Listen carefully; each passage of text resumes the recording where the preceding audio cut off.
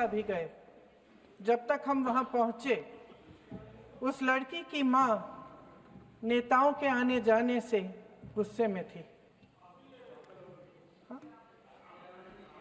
सुन लीजिए,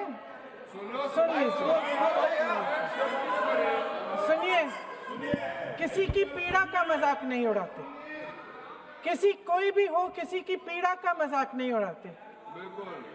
आप संसद में बैठे हैं, निशिकांत जी आप बना रहे हो। जब तक हम वहां पहुंचे, उस लड़की की मां नेताओं के आने जाने से गुस्से में थी।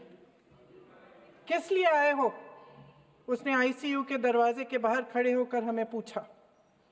हमारे सामने कांपते हुए हाथ जोड़े कहने लगी कि धन्यवाद, आप आए हैं, ठीक है, मगर मुझे किसी से नहीं मिलना, मुझे किसी से बात नहीं करनी। महोदय, उस मां की पीड़ा से उसका पूरा शरीर कांप रहा था, लेकिन उसने दृढ़ आवाज में कहा, सुबह से बड़े बड़े लोग यहां आ रहे हैं, एक के बाद एक वीडियो बना रहे हैं। वह भी आए जिन्होंने मेरी बेटी का ये हाल किया है। किस लिए? उसने हमसे पूछा। किस लिए? मेरी बेटी की बलि तो चढ़ गई है, लेकिन उसे कुछ भी हो जाए तो मैं उसके लिए अपने आप लड़ूंगी। मुझे किसी की मदद नहीं चाहिए, मैं अकेले लड़ लूंगी। महोदय, शायद मुझे यहाँ खड़े होकर सबके सामने ये बात नहीं कहनी चाहिए, मगर उस माँ की गुहार ने मुझे शर्मिंदा किया। उसके दिल के टूटने की वो आवाज़ जो अस्पताल की दीवारों से में गूंज रही थी, मेरे मन में अभी भी गूंज रही है।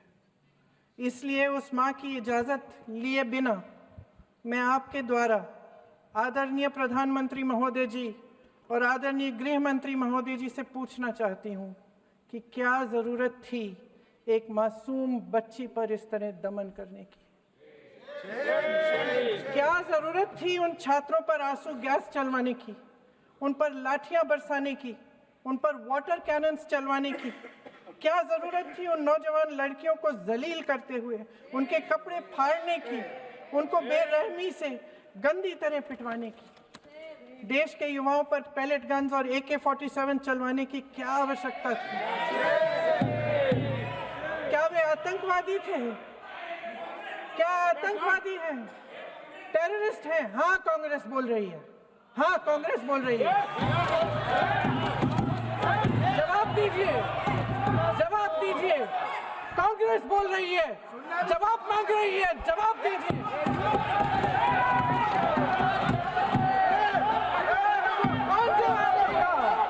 कौन जवाब देगा? गृह मंत्री जी जवाब देंगे। किसने ऑर्डर दिया? किसने ऑर्डर दिया पैलेट गन्स चलाने के लिए? किसने ऑर्डर दिया? आपके माध्यम से मैं पूछती हूँ अध्यक्ष महोदय, किसने ऑर्डर दिया? प्रधानमंत्री जी ने दिया? गृह मंत्री जी ने दिया? जवाब देंगे? पूरा देश पूछ रहा है, सिर्फ कांग्रेस पार्टी नहीं पूछ रही है, पूरा देश पूछ रहा है। अध्यक्ष महोदय, देश के माता पिता पूछ रहे हैं, छात्र पूछ रहे हैं, अध्यापक पूछ रहे हैं, पूरा देश आज ये पूछ रहा है। और आपकी जिम्मेदारी बनती है कि आप इस सवाल का जवाब दें।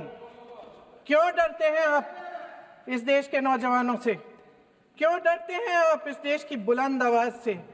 और उस आवाज को दबाने का हक आपको किसने दिया है?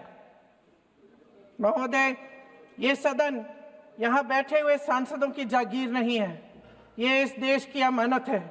यहाँ बैठे हम सब इस देश की जनता, इस देश के युवाओं, बुजुर्गों, गरीबों, अमीरों और सब धर्मों, सब वर्गों के देशवासियों के सेवक हैं। हम उनके प्रतिनिधि हैं और ये सत्ता हमें उन्होंने ही दी है।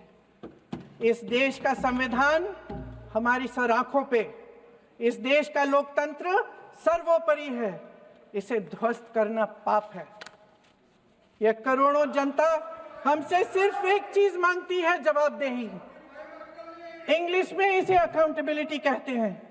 हमें सत्ता देकर, हमें यहाँ तक लाकर सिर्फ उसकी ये गुहार है कि जो हम करें उसकी भलाई के लिए करें, और अगर उनके साथ अन्याय हो तो हम उनके प्रति जवाबदेह बने और उन्हें न्याय दिलवाएं।